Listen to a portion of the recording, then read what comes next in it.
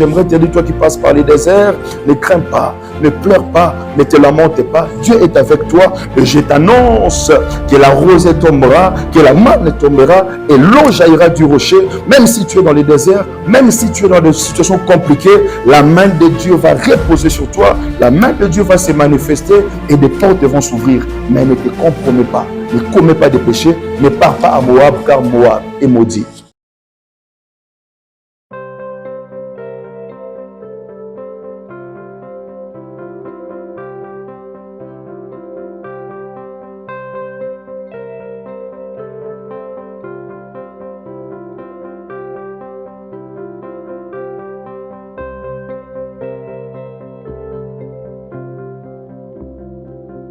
Shalom peuple de Dieu, shalom de partout où vous nous suivez dans cette tranche évangélique, tribune évangélique. Une tranche très bénissante, une tranche qui vous fera énormément du bien dans vos demeures et je crois que la grâce de Dieu va nous localiser. Alors nous disons un grand merci à Dieu déjà d'être au devant de vous pour vous partager cette pensée que Dieu a mis dans notre cœur. Et je crois que la pensée, elle sera énormément bénéfique et bénissante. Nous disons un grand merci à Dieu aussi pour cette tranche merveilleuse. Je crois au travers de cette image, de cette tranche, vos vies ne seront plus les mêmes. Alors j'aimerais me présenter. Je suis le pasteur Tony Bombouté, responsable de l'église évangélique Les Bons Vignerons Kinshasa. L'église se situe sur l'avenue Yaouma 58 bis sur la direction à Sosa.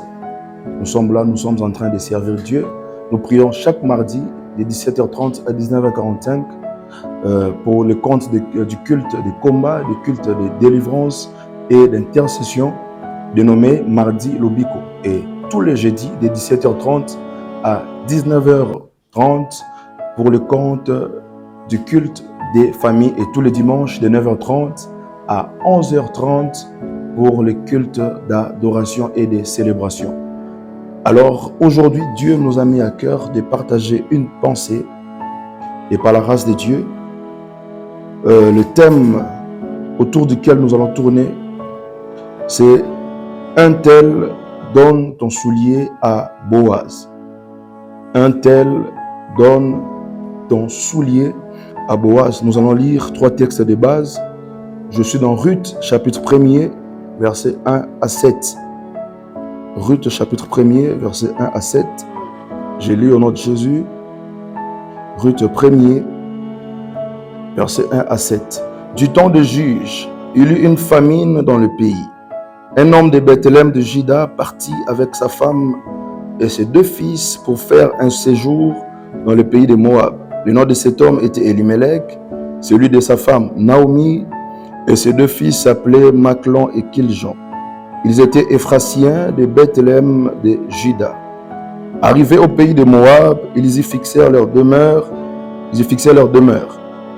Elimelech, mari de Naomi, mourut et elle resta avec ses 2 fils. Ils prirent de femmes moabites, dont l'une se nommait Orpa et l'autre Ruth, et ils habitèrent là environ 10 ans. Maclon et Kiljon moururent aussi tous les 2, et Naomi resta privée de ses 2 fils et de son mari. Verset 6. Puis elle s'éleva, elle et ses belles-filles, afin de quitter le pays de Moab, car elle apprit au pays de Moab que l'Éternel avait visité son peuple et lui avait donné du pain. Verset 7. Elle sortit du lieu qu'elle habitait, accompagnée de ses 2 belles-filles, et elle s'est mise en route pour retourner dans le pays de Juda. Notre deuxième texte, nous le lirons dans Ruth chapitre 4, versets 1 à 6.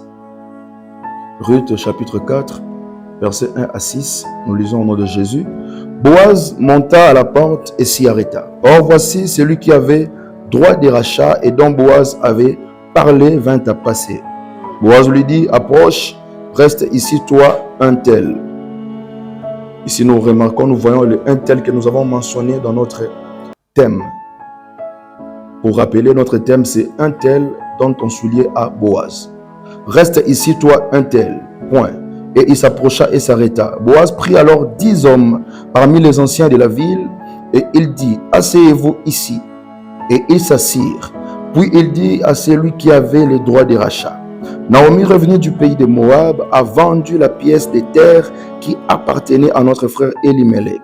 Je crie devoir t'en informer et te dire, acquiers-la en présence des habitants et en présence des anciens de mon peuple. Si tu veux racheter, rachète. Mais si tu ne veux pas, déclare-les-moi afin que je les sache. Car il n'y a personne avant toi qui ait les droits des rachats et je l'ai après toi. Et il répondit, je rachèterai. Boaz dit, le jour où tu acquerras le champ de la main de Naomi, tu l'acquerras en même temps de Ruth la Moabite, femme du défunt, pour relever le nom du défunt dans son héritage. Verset 6. Et celui qui avait les droits de rachat répondit, je ne puis pas racheter pour mon compte, crainte de détruire mon héritage. Prends pour toi mon droit de rachat et je ne puis pas racheter. Notre dernier texte, nous le lirons dans Ruth chapitre 4, toujours verset 7 à 10. Ruth 4, verset 7 à 10. Nous lisons, autrefois en Israël, pour valider une affaire quelconque relative à un rachat ou à un échange, l'un ôtait son soulier et les donnait à l'autre. Cela servait de témoignage en Israël. Celui qui avait le droit de rachat dit donc à Boaz, acquiert pour ton compte, et il ôta son soulier. Alors Boaz dit aux anciens et à tout le peuple, vous êtes témoins aujourd'hui que j'ai acquis de la main de Naomi tout ce qui appartenait à Elimelech, à Kiljon et à Machlon, et que je me suis également acquis pour femme Ruth, la Moabite, femme de Machlon, pour relever le nom du défunt dans son héritage et afin que le nom du défunt ne soit point retranché d'entre ses frères et de la porte de son lieu. Vous en êtes témoins aujourd'hui. Là, nous venons de lire nos 3 textes de base. Il y avait une famille dont le père s'appelait Elimelech, la mère Naomi, et ce couple avait 2 fils, Machlon et Kiljon. Ils étaient Éphrasiens de Bethléem, de Juda. La Bible nous renseigne qu'il fut un temps où il y avait la famine à Bethléem. Il y avait une grande famine et cette famille s'est décidée de se rendre à Moab à cause de la famine. Quoi de plus normal, parce que la nourriture, les aliments sont très importants dans la vie humaine. C'est parmi des éléments vitaux. Alors s'il y a la famine, l'homme voit la mort se pointer à l'horizon et l'homme ne peut que chercher un issue, une porte ou un chemin pour se sauver. Quoi de plus normal que cette famille ait aussi ce réflexe d'aller chercher ailleurs, d'aller chercher la nourriture ailleurs, et ils se sont rendus à Moab. Et la Bible nous dit, quand ils sont arrivés à Moab, le père mourut, et après, les 2 fils mourirent aussi. Et ces 2 fils avaient pris pour femme les Moabites. L'une s'appelait Orpa et l'autre s'appelait Ruth. La Bible nous dit que Naomi est restée privée de son mari et de ses 2 fils. Naomi était restée avec ses 2 belles filles. Et ces filles-là étaient restées veuves. Naomi aussi était restée veuve. Et la Bible nous dit que Naomi a appris que Bethléem était visité par Dieu, que Dieu avait donné du pain à Bethléem. J'aimerais dire à un enfant de Dieu, ça peut aussi arriver dans la vie, que des situations deviennent compliquées, que des situations deviennent bloquées, que des situations deviennent stagnées. Tu ne vois pas là où sortir, il n'y a pas d'issue, il n'y a pas de porte, tout est bloqué, tout est stagné. Il n'y a pas de boulot, il n'y a pas de connexion, il n'y a pas de contact. Ça peut aussi sombrer dans ta vie. Et tu peux aussi chercher, comme tout autre humain, chercher comment survivre, chercher la porte de sortie, chercher comment tu pourras faire sortir la tête. C'est ce que cette famille avait fait. Mais cette famille avait commis une grande erreur. Pourquoi? Parce que cette famille s'est rendue dans un pays qui s'appelait Moab. Mais Moab, par la petite histoire, si vous lisez dans Genèse 19, 30 à 38, c'est quand Lot a été sauvé de justesse avec sa famille. Vous connaissez l'histoire que la femme de Lot s'était transformée en statue de sel. Mais lorsque Lot est arrivé à Zoar, La Bible nous dit que Lot n'a pas supporté Tsoar. Et qu'est-ce que Lot a fait? Lot s'est rendu sur la montagne. Lot avait 2 filles. Et sur la montagne, la Bible nous dit que l'aîné de Lot a remarqué que dans cette contrée, il n'y avait pas d'homme pour leur prendre en mariage. Et l'aîné dira à la cadette qu'ici, il n'y a pas d'homme. Comme c'en est de coutume pour que ces hommes nous prennent en mariage, alors faisons boire à notre père. Enivrons notre père pour qu'il couche avec nous, pour que nous conservions sa sémence, pour que nous conservions son nom. Et la Bible déclare que la cadette avait aussi loué l'idée. Et la première nuit, l'aîné a fait boire du vin à son père et l'aîné a couché avec l'autre, son père. Et l'aîné était tombée enceinte et la nuit suivante, la cadette avait fait la même chose. Et la Bible nous dit que l'enfant que l'aîné avait enfanté avec son père Lot s'appelait Moab. Et l'enfant qu'avait enfanté la cadette avec leur père Lot s'appelait Ben-Ami. Moab, c'est le père des Moabites. Moab, c'est lui, le précurseur, l'auteur, la source de ces pays Moab. Donc tu vas remarquer avec moi que Elimelech, Naomi et Machlon et les gens se sont rendus sur une terre maudite. Ils se sont rendus dans un pays maudit parce que ce pays était construit, était bâti sur une relation incestueuse. Une relation de père et fille. Et c'est dans ce pays-là que Elimelech et sa famille ont accepté d'aller se rendre pour chercher de quoi manger. Et lorsqu'ils se sont rendus dans ces pays, Elimelech était mort et ses 2 fils aussi étaient morts. Naomi était restée veuve. Beaucoup d'enfants de Dieu cherchent comment réussir, cherchent comment évoluer, cherchent comment émerger, mais ils font des choses qui ne sont pas en conformité avec la parole de Dieu.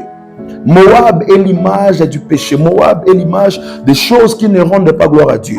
Beaucoup de jeunes sœurs, beaucoup de jeunes frères, beaucoup de mamans, beaucoup de papas cherchent comment percer, cherchent comment évoluer, mais ils les cherchent par des moyens compliqués, par des moyens qui ne rendent pas gloire à Dieu, par des bêtises, par des concubinages, par l'impudicité, par la fornication, par le lesbianisme, par l'homosexualité. C'est des choses qui donnent l'image de Moab, des choses maudites. Et j'aimerais t'exhorter, reste à Bethléem, même si tu traverses la famine. Reste à Bethléem, parce que Bethléem veut dire maison du pain. Bethléem peut manquer du pain aujourd'hui, mais Bethléem ne manquera jamais du pain pour toujours. Reste là. Bethléem peut manquer du pain, ça peut être l'école de Dieu, ça peut être le désert, mais cela ne veut pas dire que Dieu t'a abandonné. Cela ne veut pas dire que Dieu t'a délaissé. Reste à ton poste. Reste avec Dieu, attache-toi à Dieu, marche dans la pureté, marche dans l'intégrité et ne pars pas à Moab parce que Moab est maudit. Ne fais pas des choses de ce monde, ne cours pas après les péchés, ne cours pas après des hommes mariés, ne cours pas après des responsables, ne commets pas de bêtises pour que tu t'en sortes.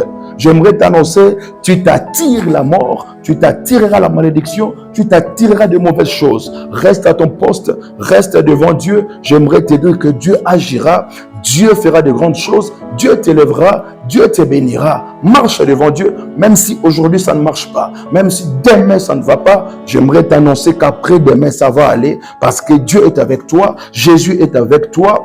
Sois ferme, marche dans la pureté, dans la sainteté et des choses vont aller. Ne sois pas comme cette famille à cause de la famine, à cause des manques, à cause de la disette. Cette famille s'est rendue à Moab, une ville maudite. Ce monde est maudit. Cette terre, les principes qui régissent cette terre sont des principes maudits, sont des principes qui vont à l'encontre de la parole de Dieu. Et si tu veux réussir, avec Dieu tu réussiras. La Bible dit qu'avec Dieu nous ferons des exploits et il écrasera nos ennemis. Tu peux passer par des situations compliquées, c'est l'école de Dieu, c'est l'apprentissage. Dieu est en train de te briser, Dieu est en train de te guiser. Le peuple de Dieu, lorsqu'ils sont sortis de l'Égypte, ils ne sont pas arrivés directement à Canaan.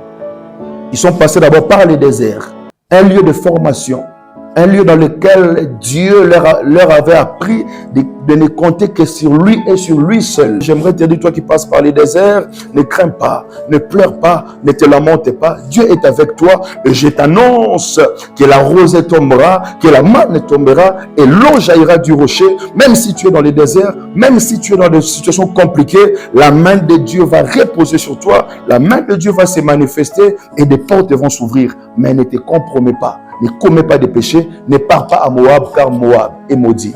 Moab, c'est l'image de ce monde. Et je crois que par la grâce de Dieu, quelqu'un sera touché et quelqu'un se dira, peu importe des situations compliquées, je ne vais pas trahir le nom de Dieu, je resterai dans la présence de Dieu, sous ses pieds, dans la pureté, dans la droiture, parce que Dieu fera. La Bible dit, mon Rédempteur s'élèvera et il s'élèvera les derniers. Sois calme, sois patient, Dieu va t'élever. Lorsque cette famille s'est rendue à Moab, et Naomi a appris que Dieu a visité Bethléem. Bethléem veut dire maison du pain. Et Dieu a visité Bethléem. Naomi s'est décidée de rentrer. Et la Bible nous dit que Ruth s'est attachée à elle. Ruth a dit, j'irai avec toi, ton Dieu sera mon Dieu. Où tu mourras, je mourrai. Naomi avait rejeté la demande de Ruth, mais après l'insistance de Ruth, Naomi avait cédé. Et elles se sont rendues à Bethléem.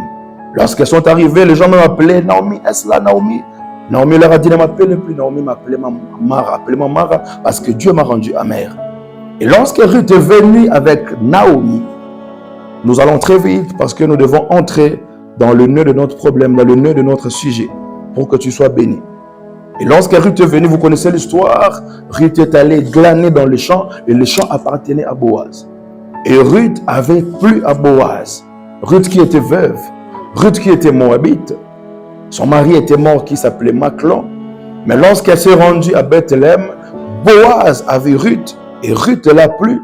Boaz voulait maintenant prendre en mariage Ruth. Boaz voulait devenir le mari de Ruth. Mais Boaz est allé voir Naomi et il est allé voir les anciens. Il leur a dit, moi je vais prendre en mariage Ruth. J'ai besoin de relever les noms du défunt. J'ai besoin de pérenniser les noms du défunt pour prendre en mariage Ruth. Mais il y a quelqu'un qui a les droits de rachat avant moi. Donc vous devez l'appeler. S'il va racheter, moi je ne prendrai plus Ruth en mariage. Mais s'il ne va pas racheter, moi je prendrai Ruth en mariage. Et les anciens ont fait appel à cet homme. La Bible nous renseigne que cet homme c'est un tel. Un tel veut dire une personne anonyme.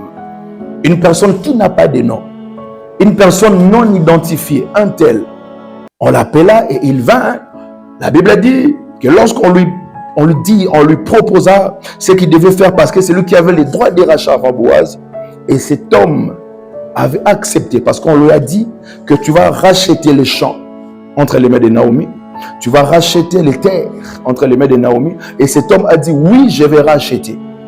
Mais lorsqu'on lui a dit que tu vas aussi prendre Ruth en mariage, cet homme a désisté, cet homme a refusé. Un tel a refusé.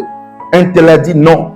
Moi, je croyais que j'allais seulement prendre, racheter les terres, racheter les champs. Mais au niveau du mariage, cela est très compliqué. Cela devient dur. Pourquoi? Parce qu'il s'agissait des morts. L'histoire tournait autour des morts. Il fallait relever le nom du défunt. Parce que c'était la coutume en Israël. Tu peux même lire dans Deutéronome 25, 5 à 9, que si un frère meurt, il n'a pas eu d'enfant, son frère doit venir pour relever son nom. Son frère doit venir prendre en mariage la veuve. Et lorsqu'on parle à un tel, on lui dit tu dois prendre Ruth, il refusa. Mais lorsqu'on lui avait parlé des champs, il avait accepté. Et comme Makambalibala, il a refusé. Alors qu'est-ce qui s'est passé? Boaz a dit, vous avez vu, il a refusé. Alors, il doit me passer maintenant le droit de rachat. Il doit me donner maintenant les droits de rachat pour que je rachète et les champs et Ruth. Et qu'est-ce qui s'est passé en Israël? Lorsque celui qui avait les droits de rachat désistait, il enlevait son soulier pour donner à celui qui venait juste après lui. Et un tel, cet homme anonyme, cet homme qui n'a pas été identifié, a enlevé son soulier et il a donné son soulier à Boaz pour dire maintenant, toi Boaz, tu peux racheter et la terre et tu peux prendre Ruth en mariage. Tu peux racheter, tu peux prendre Ruth en mariage à ma place. Je cède ma place. Moi, je me suis senti incapable de relever le nom du mort. Je me suis senti incapable de restaurer, de pérenniser le nom de notre frère. Et je te laisse la passe, je te laisse la main. Toi, Boaz, rachète. Prends Ruth en mariage. Bien aimé, cette histoire, elle est tellement profonde. Cette histoire, elle est tellement prophétique. Cette histoire renferme beaucoup de révélations. autrefois qui était maudite parce qu'elle était de Moab. Ruth était l'image des nations. Ruth était l'image des païens. Ruth était l'image du peuple sans Dieu. Mais à cause de Boaz, à cause de son mariage avec Boaz, Ruth maintenant avait changé d'identité. Elle n'était plus maudite, mais elle était maintenant bénie. Elle était entrée dans la ligne de Boaz. Ruth maintenant, après le mariage, c'est l'église. J'aimerais parler à l'église, le corps du Christ. J'aimerais parler à un enfant de Dieu. À la croix, Jésus n'était pas allé comme un touriste. À la croix, Jésus n'était pas allé comme un aventurier. Mais Jésus était allé pour un but. Jésus était allé donner de sa vie. Jésus était allé nous doter à la croix par son sang pour que nous soyons sauvés. Pour que nous quittions de la honte à la gloire. J'aimerais proclamer sur toi. J'aimerais déclarer sur toi, à cause de l'œuvre salvatrice de la croix, à cause du droit de rachat du véritable Boaz, que ta vie ne sera plus la même, tes finances ne seront plus les mêmes, ton travail ne sera plus la même. Au nom puissant de Jésus-Christ, je prie et je déclare que la puissance de la croix crie en ta faveur. Toi qui es malade, j'aimerais te dire que la Bible déclare que c'est par ces meurtrissures que nous avons été guéris. J'aimerais déclarer, toi qui as été longtemps humilié par la maladie, peu importe le nom de cette maladie, mais au nom de Jésus, à cause de la croix, j'aimerais t'annoncer que tu es guéri, que la main de Dieu te touche de là où tu es et que cette maladie soit ôtée, que ce problème soit décanté. Je te parle de Jésus, je te parle du véritable Boaz. Il est mort bien sûr, mais au troisième jour, il est ressuscité et il est à la droite du Père. Je te parle de celui qui nous a pris en mariage. À la croix, il n'a pas donné l'argent, il n'a pas donné de l'or, il n'a pas donné du coltan, il n'a pas donné du cobalt, mais il a versé la dot là par son sang. Son sang nous a rachetés, son sang nous a sauvés. Nous qui étions maudits, nous qui étions à Moab, une terre maudite, nous qui étions des Ruth maudites, mais à cause de Boaz, à cause du droit de rachat, nous ne sommes plus maudits, mais nous sommes maintenant bénis, nous sommes maintenant restaurés. J'aimerais te parler de Jésus. Jésus est le véritable Boaz. Si Adam avait failli, si Maclon était mort, mais Jésus est invincible. Jésus est immortel. Jésus a vaincu la mort. Je te parle du véritable Boaz. Il est venu pour restaurer, pour pérenniser les noms qu'Adam avait perdus. Adam avait perdu la gloire. Adam avait perdu l'identité. Parce que dans les noms, il y a l'identité. Dans les noms, il y a la puissance. Dans les noms, il y a la vie. Mais ce que Adam avait perdu, Jésus est venu le restaurer. J'aimerais dire à quelqu'un, grâce à Jésus, ton identité est restaurée. Toi qui as été longtemps humilié, mais à cause de l'œuvre de la croix, la gloire entre dans ta vie, la gloire entre dans ton travail, la gloire entre dans ta maison, la gloire entre dans ton couple, à cause du nom de Jésus. C'est l'histoire du mariage à la croix de Golgotha. Bien aimé, cet homme s'appelait un tel. Il était anonyme, il était non identifié. Mais pour qu'un homme prenne une femme en mariage, il faut que cet homme ait quand même un nom. Parce que la femme portera son nom. La femme portera son identité. Dans le nom, il y a l'esprit. Dans le nom, il y a la sémence. La femme doit porter la sémence de son mari. Mais toi, un tel, tu n'as pas de nom. Tu n'es pas identifié. C'était normal qu'un tel désiste parce qu'il n'avait pas de nom, parce qu'il n'avait pas de sémence. Ben c'est cet après-midi, de là où tu me suis, l'heure à laquelle tu me suis, je te parle de celui, la Bible me dit qu'il a reçu un nom, qui est élevé au-dessus de tout nom. Si un tel n'avait pas de nom, mais Boaz a un nom. Si les Moïse, si les Aaron, si les Josué, si les Gédéon, si les Élie n'avaient pas de sémence pour restaurer, je te parle du véritable Boaz, il s'appelle Jésus. Lui, il a un nom. Lui, il a une puissance. Lui, il a la force. Dans son nom, il y a la puissance. Dans son nom, il y a la sémence. Dans son nom, il y a la vie. Et la vie pénètre ta vie. Ta vie pénètre ta santé. Raison pour laquelle Pierre, devant le paralytique, pouvait dire, je n'ai ni argent, je n'ai ni or, mais ce que j'ai. Peut-être cet homme s'attendait à ce que Pierre lui donne du diamant. Peut-être cet homme paralytique s'attendait à ce que Pierre lui donne ce qui était au-dessus de pierres précieuses ou des matières que Pierre avait citées. Mais curieusement, Pierre lui sort un nom. Pierre lui dit, au nom de Jésus-Christ, lève-toi et marche. Et ce que cet homme avait longtemps cherché était arrivé. Cet homme avait marché. Cet homme avait sauté. Et cet homme était entré dans le temple à cause des noms. Je te parle du nom de Jésus. Je sais que tu es passé par des moments compliqués, mais cet après-midi, mais en ce soir, en ce matin, cela dépend à l'heure de l'heure à laquelle tu me suis. Je te parle du nom qui a vaincu vaincu le diable, qui a vaincu la mort, qui a vaincu la malédiction de ta famille, c'est le nom de Jésus. Au nom de Jésus, sois béni. Au nom de Jésus, sois restauré. Au nom de Jésus, sois visité. Au nom de Jésus, tu vas gagner ces marchés. Tu vas signer ces contrats. Au nom puissant de Jésus, la honte est ôtée. La malédiction est ôtée. Les réclamations sont détruites. Au nom puissant de Jésus-Christ, parce que je te parle du véritable Boaz qui nous a rachetés à la croix, qui nous a pris en mariage. Nous qui étions Ruth, nous qui étions humiliés, nous qui étions maudites à cause du droit de rachat, nous sommes restaurés, nous sommes maintenant lavés et nous pouvons vivre dans la gloire bien-aimée. Tu dois marcher tête haute. Nous allons atterrir par ici. N'aie plus peur. Ne pleure plus, ne te lamente pas. Ne te lamente plus. Je sais que tu es passé par des moments très bizarres, très compliqués. Je te parle, je m'adresse à toi. Je te parle d'un homme qui m'a mandaté pour te dire que des choses ne seront plus les mêmes. Celui qui m'a mandaté s'appelle Jésus, pour me dire qu'il était allé à la croix et il avait crié que tout est accompli pour toi. Toi aussi, tu es à l'intérieur. Ta vie est bénie. Ta santé est restaurée.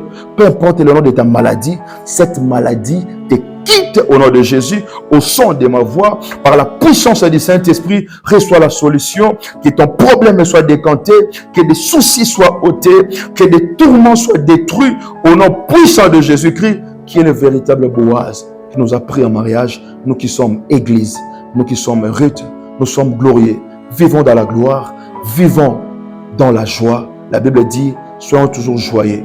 Jésus a vaincu la mort, Jésus a vaincu le diable pour toi, pour moi, et je t'annonce que tu es béni, que tu es béni, que tu es béni. J'aimerais prier pour toi pour terminer. Père, dans le nom de Jésus-Christ, tu m'avais envoyé au devant de ce peuple pour leur annoncer la bonne nouvelle, pour leur dire que c'est toi qui as le droit de rachat, c'est toi qui nous as rachetés, c'est toi qui nous as restaurés, c'est toi qui nous as tirés de la mort à la vie. Et j'aimerais prier pour ce peuple en ton nom, que ce peuple soit béni. Il y a une maman qui nous suit, qui est malade. Il y a un papa qui nous suit, qui a des problèmes. Il y a une jeune fille, une jeune dame qui nous suit, qui est tourmentée par des esprits méchants. Mais j'ai pris au nom de Jésus, ta main n'est pas courte pour toucher. Touche ton peuple, guéris ton peuple, visite ton peuple au nom puissant de Jésus-Christ. Après ces instants, qu'il y ait un avant et un après dans la vie de tes enfants, au nom puissant de Jésus-Christ. Que ton peuple soit béni, que ton peuple soit restauré, que ton peuple soit guéri, que ton peuple soit délivré. En ton nom, j'ai ainsi prié, dans le nom puissant de Jésus-Christ. Amen. Que Dieu vous bénisse et à la prochaine.